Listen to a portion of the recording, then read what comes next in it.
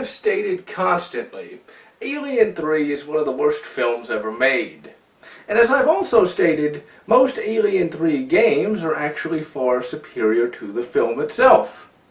Now, there is one Alien 3 game that stands out amongst the multitude, and that is Alien 3 for the Super Nintendo.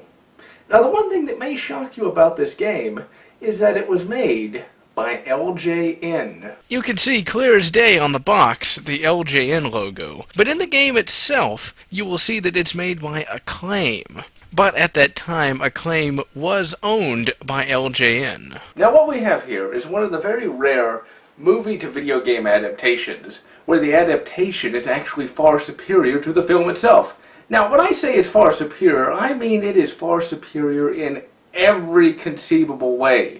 Even the story, and you have to remember, this is a Super Nintendo game, is better than Alien 3. In fact, the Super Nintendo Alien 3 is far more in line with what Alien 3 should have been.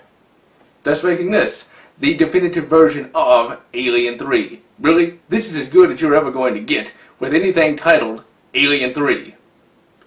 And with that, let's take a closer look at Alien 3 for the Super Nintendo. The opening cinema is very well animated, and just look at how awesome the Sulaco looks. Now, the cinema follows the film rather closely.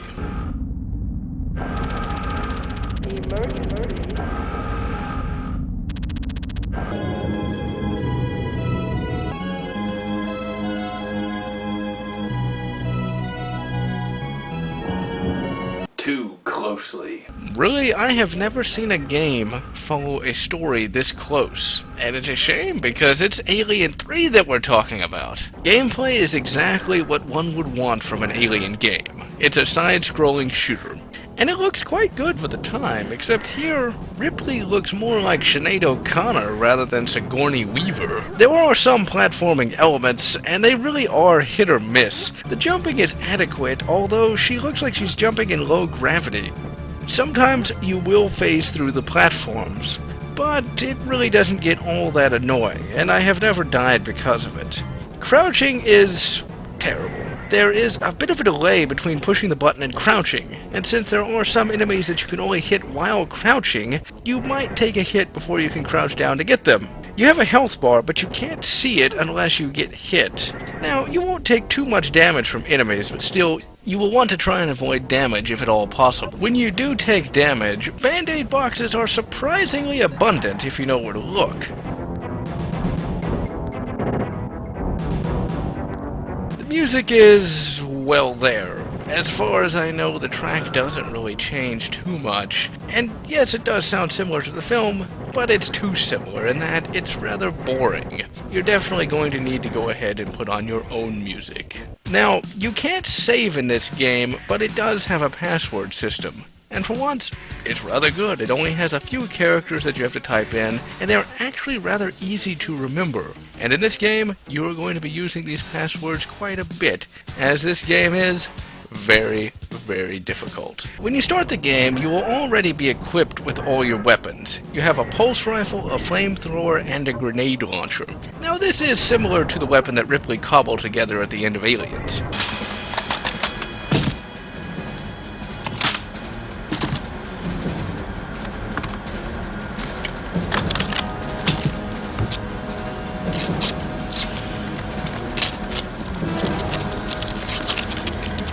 Although in this case it looks more like a standard pulse rifle that has simply been designed with a built-in flamethrower, rather than a Bubba Special. Now, you control these different weapons with different buttons on the controller, rather than simply cycling through them. This gives you the ability to access them on the fly, which you're definitely going to need to do.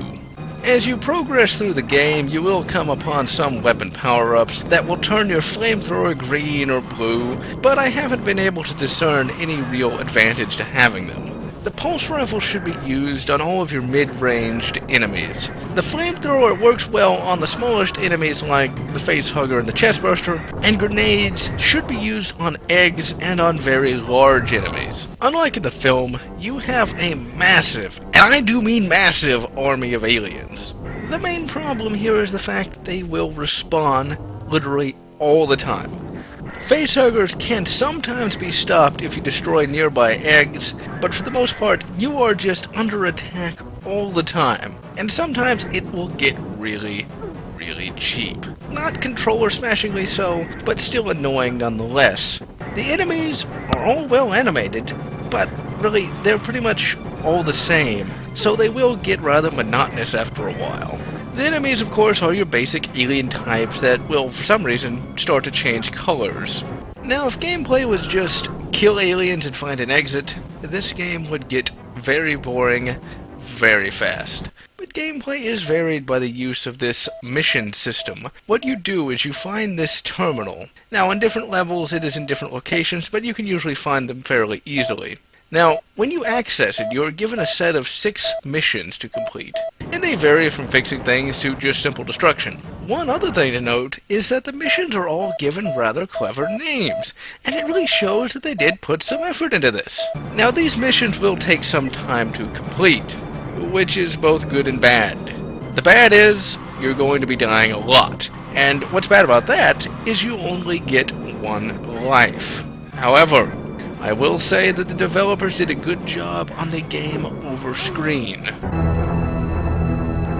Game over, man. Now that is really well done. The Xenomorph looks amazing for the time, and the addition of Hudson's infamous line of Game Over, man is quite possibly the greatest use of any voice clip ever in a game. Now, it really shows that the developers put more effort into this game than the filmmakers did into the Alien 3 film. And that's really all the more complicated this game gets. You kill Xenos, complete missions, and of course try not to get killed. Now this game will take you some time to beat, as the levels can last anywhere from 20 minutes to 2 hours. Now I will spoil the ending, as this ending is probably the best ending ever seen in a movie tie-in game.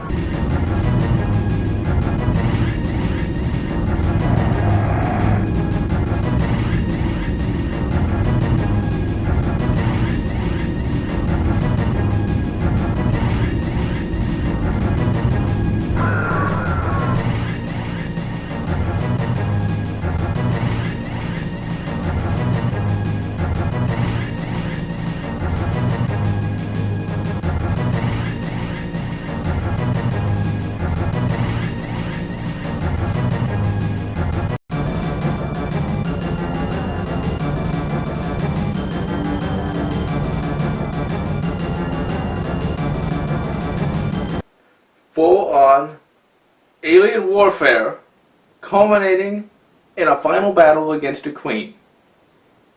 I mean, and even then, the ending's pretty much the same as Alien 3. I mean, to say the least, this game is a damn sight closer to Alien 3 than Alien 3 ever got.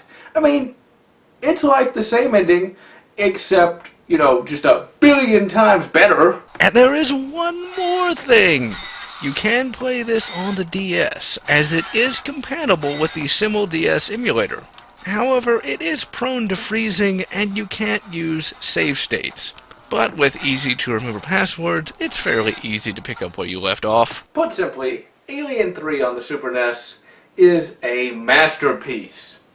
And possibly tied with Super Star Wars is the greatest licensed game ever made. You know, scratch that. Star Wars was good to begin with, and Alien 3 was horrid in every imaginable. And this game fixed all the problems. Therefore, I, General Lotz, confer on Alien 3 the title of the greatest licensed game ever made. So, this is General Lotz wishing you good, Alien 3 on the Super NES, or whatever makes you happy.